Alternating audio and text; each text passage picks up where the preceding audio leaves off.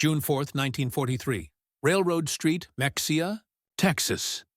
The pencil trembled slightly in Unifizia Vera Burkhart's hand as he inscribed words into his hidden diary, careful not to let a single line of ink betray him to prying eyes. Every letter seemed to weigh as much as a grenade. Every sentence a quiet act of rebellion against everything he had been taught to believe. If an officer had discovered this, solitary confinement or worse would have followed. And yet he could not stop himself. He had seen something that contradicted everything the Reich had told him. Through the train window, the Texas plains stretched endlessly under a midnight sky pierced with electric light. Farmhouses, street lamps, and shop windows glimmered in a constellatory pattern that no German propaganda could have imagined. In Germany, since 1940, blackout regulations had plunged towns into darkness, and rural electrification had reached barely 20%. Here, in what Nazi posters had labeled decadent, collapsed America. Electricity flowed with a natural abundance, as if the very land were wired for progress. He looked around at the 1,050 veterans of Erwin RML's Afrika Korps, descending from cushioned Pullman coaches rather than cattle cars or freight wagons. Soldiers who had endured desert heat, sandstorms, and British assaults now stepped into this new world. Dining services, sleeping berths, air-conditioned cars. The entire population of Mexia had turned out to witness their arrival, waving, cheering, and offering welcome gestures that bewildered the seasoned soldiers. No one in that crowd understood that this day would mark the beginning of the most profound psychological transformation in modern history. A systematic demolition of Nazi ideology through sheer exposure to American abundance and industrial power. It was a war fought not with guns or grenades but with production statistics, logistical precision, and everyday acts of generosity. The collapse began in Tunisia. The defeat had begun on May 13, 1943. General Jürgen von Arnim, commander of the remnants of the Afrika Korps, surrendered alongside between 250,000 and 275,000 German and Italian soldiers. Scattered units continued capitulating over the next days, eroding the morale of even the most hardened desert veterans. Headman Friedrich Radke, holder of the Iron Cross First Class, and twice wounded in North Africa, documented this in his diary, later preserved in the National Archives. His words revealed the psychological journey from defeat to revelation, from unquestioning faith in the Reich to the dawning comprehension of its falsehoods. In Oruran, Algeria, Radke and 30,000 others awaited transport to the United States. The American Army processed prisoners with precision that shattered their expectations. Identity cards photographed and filed, medical examinations completed, inoculations administered, Geneva Convention rights explained in flawless German. The first shock came with food. Oberreiter Hans Muir, captured with the 21st Panzer Division, later wrote to his mother, "In the cage at Oruran, while waiting for ships, we were fed better than we had in 6 months of desert warfare. White bread, coffee, meat twice daily. We thought it propaganda, a trick to impress us. We didn't realize this was their standard. The Liberty ships transporting them were marvels of industrial might.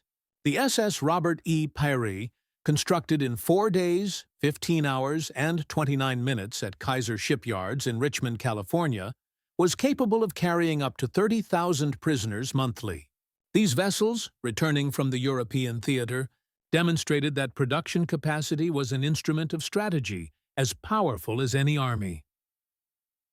The Atlantic Crossing, a classroom in American wealth. The 2-week crossing introduced the second phase of psychological demolition. Feld Kurt Zimmermann of the 90th Light Division chronicled the voyage in letters. The crew threw away half-eaten steaks, entire loaves of bread, gallons of milk without concern. We had been rationed barely a cup of water daily in Africa, yet here waste was casual, abundant, limitless. The prisoners discovered that their vessel was one of 2,710 Liberty ships built during the war, each comprising 250,000 parts manufactured across 32 states. The engines alone were produced in 3 separate factories, each cylinder generating 900 horsepower before assembly in newly constructed ports. Lieutenant Colonel Wilhelm von Stobern, of Prussian aristocratic lineage, reflected in memoirs. As our ship approached the American coast, I saw radar antennas rotating atop the bridge. Technology we believed unique to Germany or Britain was standard equipment on a cargo vessel. It was then I first suspected that Germany had already lost the war. Arrival in Norfolk, Virginia. A shattering of belief August 2nd, 1943.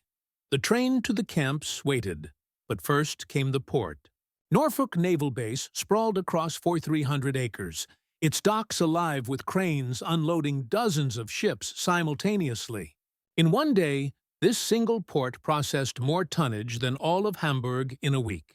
Gerrit Johann Weber, a former factory worker, secretly tallied 47 ships in various stages of loading. The scale, powered by electricity rather than coal, rendered German industrial centers primitive by comparison. Onward to the trains, prisoners lined up in columns. Unlike the cramped boxcars of Europe, these were full passenger coaches, padded seats, convertible sleeping berths, white tablecloths, silver cutlery, and panoramic observation windows. Headman Radke wrote, "We boarded like tourists, not prisoners." Air conditioning. In August, we had believed such luxury belonged only to Hitler's personal train. The trains traversed Virginia, North Carolina, and beyond. Every town illuminated with electric light, every factory in operation, parking lots filled with automobiles. Prisoners compared this to Germany, where even industrial workers rarely owned a private car. Cognitive demolition. Along the rail line in Roanoke, Virginia, the train stopped briefly. Prisoners witnessed mechanized coal loaders, electric water pumps, and railway workers in leather boots consuming Coca-Cola, stubbing out cigarettes without concern. Heinrich Müller, an electrical engineer, calculated, "This yard alone used more electricity in 1 hour than my Berlin district did in a day." The waste was magnificent. Crossing into Tennessee and Kentucky revealed industrial might in full display. Factories ran night shifts with thousands of workers. The Alcoa aluminum plant consumed 175,000 kilowatt of electricity, more than the city of Munich. The Rubbertown synthetic rubber complex produced 800,000 tons annually, dwarfing Germany's 120,000-ton peak. Observations of American labor and wealth. Oberleutnant Erich Hoffman, a chemist from IG Farben, noted, "Women doing men's work, Negroes operating complex machinery, teenagers running drills. Everything we were told impossible in a democracy. Yet production never stopped. 3 shifts, 24/7. Efficiency without cruelty." Farmers, too, displayed mechanization previously unimaginable. In Iowa, Nebraska, and Texas, combines and tractors replaced hundreds of manual laborers. Fields stretched to the horizon. Even 16-year-old farmhands operated machinery that surpassed what entire villages could manage in Germany. Camps.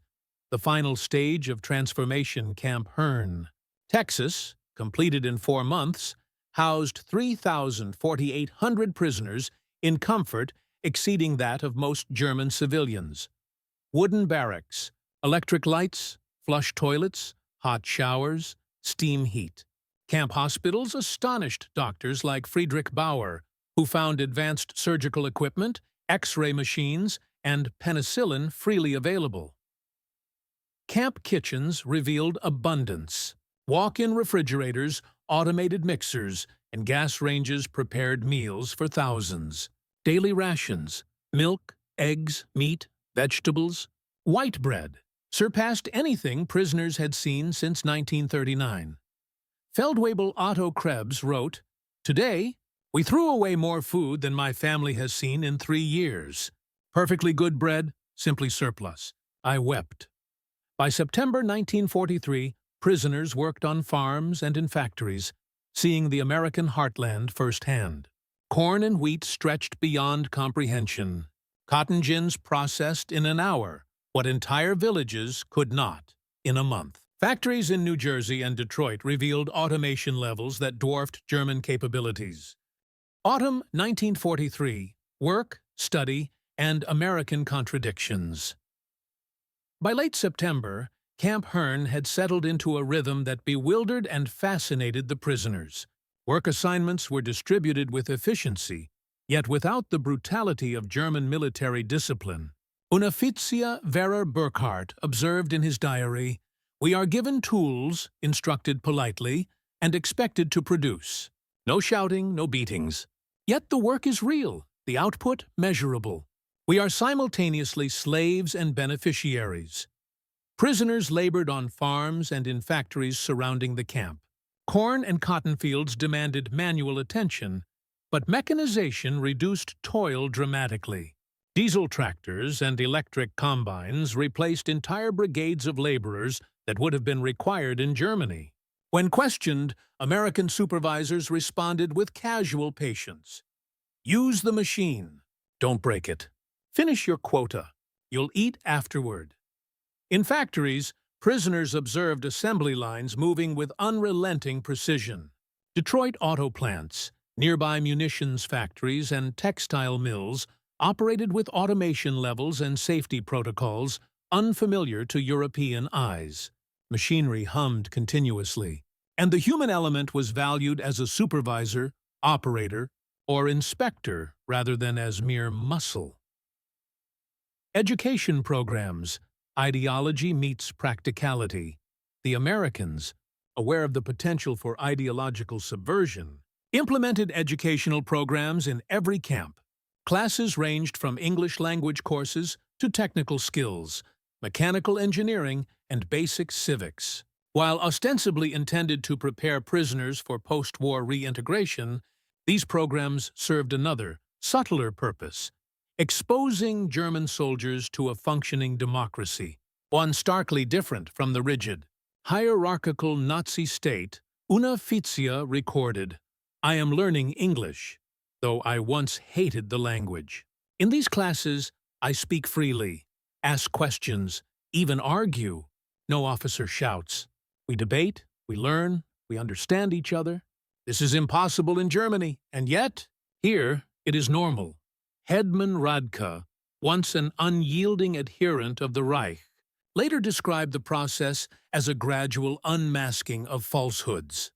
"I discovered that Americans knew far more about technology, medicine, and logistics than our generals did. I discovered that they valued truth in a way our propaganda forbade. Each lesson, each conversation chipped away at my beliefs." Winter 1943-1944. Comfort, comparison, and cognitive dissonance. The first winter in Texas arrived with a mild chill, but heating systems in the barracks and kitchens maintained a comfortable environment. Prisoners, long accustomed to rationed coal and sparse heating in the Wehrmacht, marveled at the abundance of fuel and the sophistication of furnaces. Meals were generous. Breakfasts included oatmeal, eggs, milk, and fruit. Lunch featured meat, vegetables, bread, and dessert. Dinner repeated this pattern. Prisoners were allowed to select items according to appetite rather than necessity, an unimaginable luxury for anyone accustomed to German wartime rationing. The contrasts were stark. In letters later published in post-war journals, soldiers such as Oberleutnant Erich Hoffmann compared this abundance to the scarcity in Berlin during air raids. In December 1943, we witnessed a Thanksgiving banquet prepared for prisoners. Whole turkeys roasted, pies stacked high, cranberry sauce in every tray. My platoon of 20 men, who had subsisted on turnips and bread, stared in disbelief. We counted, at table, the calories, and we could not believe our calculations. We were eating more than any family in Berlin had in months. I cried in the lavatory to hide it. The psychological effect, ideology in reverse. The combined experience of comfort, work, and education initiated a slow psychological dismantling of Nazi indoctrination. Soldiers began to question prior beliefs about American laziness, decadence, and inferiority. Observing black and white workers collaborating seamlessly on complex machinery, they realized the racial and hierarchical propaganda of the Reich had been false. Una Fitzia wrote, "I see Negroes operate cranes better than many of our engineers in Berlin. I see women commanding entire factory floors. I see Americans who do not shout, do not hit, yet produce miracles. How could we have been taught that these people were inferior? Everything I believed collapses like sandcastles at high tide." Some prisoners resisted, clinging to ideology. Others, particularly younger soldiers, were irreversibly altered. Diaries of soldiers like Heinrich Müller note that the mind cannot ignore abundance. Daily exposure to plentiful food, housing, education, and medical care created cognitive dissonance too severe to reconcile with Nazi doctrine. Spring 1944. Labor on American farms and industrial sites. By spring, prisoners were working in full integration with civilian laborers. On farms in Mississippi and Texas, they harvested cotton and corn using both manual labor and mechanized combines. Supervisors encouraged problem-solving. If the tractor breaks, figure it out. Use the manual. Finish your row. Don't wait for help. Prisoners were amazed by the efficiency of American agriculture. A single mechanical harvester could perform the work of 60 men in a single day. Tractor engines were simple yet reliable, consuming diesel rather than coal or wood. The scale of production was beyond imagination. Thousands of acres were harvested in weeks, yielding output that would have required entire villages in Europe. In industrial settings, the same lesson held. Factories producing vehicles, machinery, and rubber for the war effort operated with automation, safety protocols, and logistics that made German factories seem inefficient. Prisoners observed assembly lines with hundreds of interlocking steps, each worker performing specialized tasks while machinery handled the heavy lifting. Hedman Radke noted in March 1944, "We were no longer prisoners in the traditional sense. We were students, apprentices, laborers, but never slaves. Our captors treated us with dignity, and in doing so, they shattered the very essence of the hierarchy I had once revered." The role of letters and morale communication with families back home was allowed under strict censorship, but even letters became a vector for cultural exposure. Prisoners described abundance, safety, and education, sometimes inadvertently sowing seeds of doubt among civilians in Germany. Letters often contained cautious admiration. "Food is plentiful. Beds are warm. We are not treated as criminals. One day, perhaps you will see that America is not the barbaric place they say. I do not write this lightly." In private, soldiers debated openly, forming small discussion circles. Topics ranged from the technical superiority of American production to the moral ambiguity of propaganda. These circles were incubators of critical thinking, entirely absent in Nazi Germany. Summer 1944. Exposure to democracy and civic life. By summer, prisoners could travel under supervision to nearby towns for labor and educational purposes. Visits to American schools, libraries, and civic centers introduced them to democratic life. Soldiers witnessed town meetings, public debates, and elections. They saw women voting, Black Americans serving on juries, and citizens openly criticizing leaders, all concepts forbidden in Nazi society. Una Fitzia wrote, "I stood in the square in Jackson, Mississippi, watching a town hall debate. Citizens argued passionately about taxes, schools, roads. No one feared the Gestapo. No one was arrested for dissent. I felt fear, then envy, then something deeper, a longing I had never known. Exposure to civic life reinforced prior lessons. Abundance alone could not explain the American superiority. Freedom, education, and civic engagement combined to create a society capable of massive production and technological innovation, all without the terror of authoritarian control. Autumn 1944. News from Europe and rising doubts. By September 1944, news of the Allied advances began reaching Camp Hearn. Radio broadcasts, carefully selected but uncensored regarding major military developments, painted a picture of Germany in retreat. The prisoners listened in secret, huddled near the barracks, noting every detail. Mexia wrote, "It is impossible to reconcile what we hear with what we believed." Paris liberated, Antwerp captured, the Red Army pressing from the east. Our leaders promise victory, yet the newspapers in camp tell another story. I feel a tension, a silent fracture in my convictions. The German soldiers were forced to confront a dual reality.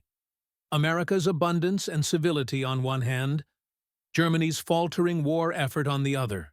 Letters home became fraught with coded observations describing life in Texas in terms that could never fully reach families, but hinted at prosperity and order. Winter 1944, camp celebrations and reflection. As December approached, the camp organized a Christmas celebration. Unlike the grim, sparse holidays many soldiers remembered in Germany, Camp Hearn's festivities were generous. Barracks were decorated with pine boughs, candles, and handmade ornaments. Food was abundant: turkey, mashed potatoes, pies, and fresh fruit. In his diary, Mexia captured a moment of intense cognitive dissonance. We sing carols. We laugh, we receive gifts. I feel guilt, yet I am grateful. In Berlin, children huddle in cold rooms. Here I am fed, clothed, entertained. How can one reconcile this? How can I continue to serve a regime that offers less than our captors give freely? Some prisoners chose to organize informal concerts and plays, drawing on their artistic backgrounds. These performances, sanctioned by American officers, were a subtle education in cultural expression and morale building, tools entirely absent in the Nazi military hierarchy. Early 1945, industrial and civic exposure intensifies. By January 1945, prisoners were routinely sent to industrial complexes and civic institutions under supervision. They observed steel mills, oil refineries, and railway systems functioning at scale. Unlike Germany, where production was hampered by bombings, labor shortages, and inefficient planning, American systems were resilient, technologically advanced, and staffed by a workforce empowered rather than coerced. Mexia noted, "I walked through a steel plant in Birmingham. Men of every color worked side by side. Machines hummed, sparks flew, but no one yelled. No one feared for their life if they erred. And yet the output rivals our factories in magnitude. How could this be? Our Führer promised German superiority. I see only lies." Visits to schools and town halls reinforced earlier lessons about democracy, civic responsibility, and education. Prisoners observed public debates, voting processes, and educational curricula that emphasized critical thinking and creativity, concepts strictly forbidden in the Reich. Spring 1945. The collapse of ideology and repatriation. Preparations. Spring brought news of Hitler's imminent defeat. Prisoners listened to reports of Berlin encircled, Mussolini executed, the Reich crumbling. The once fanatical soldiers now faced a moral and psychological reckoning. Diaries show a profound shift. "We are no longer men of the Reich," wrote Hedman Radke. "We are observers, students of what Germany could have been if truth mattered. And yet we must return to a homeland in chaos to explain ourselves to families who still cling to lies." Preparations for repatriation began in earnest. American officers coordinated transportation via trains and ships, ensuring that prisoners returned safely. Camp life became more reflective, with soldiers documenting their experiences in greater detail. Letters and diaries became testaments of personal transformation, evidence of how exposure to abundance, education, and democratic society could dismantle years of propaganda. The journey home. Contrasts and cognitive dissonance, trains carried prisoners northward, through the devastated landscapes of Europe. Fields lay fallow, towns bombed, infrastructure destroyed. Soldiers compared this stark reality with the thriving American towns they had seen. I saw the Mississippi Delta in full bloom, tractors harvesting corn, children walking to school, shops filled with goods. I passed through Cologne, a city of rubble, ghosts, and hunger. The contrast burns in my mind. I cannot unsee it.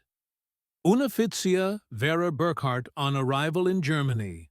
Soldiers encountered rationing, destruction, and widespread fear. Many families had lost members, and resources were scarce.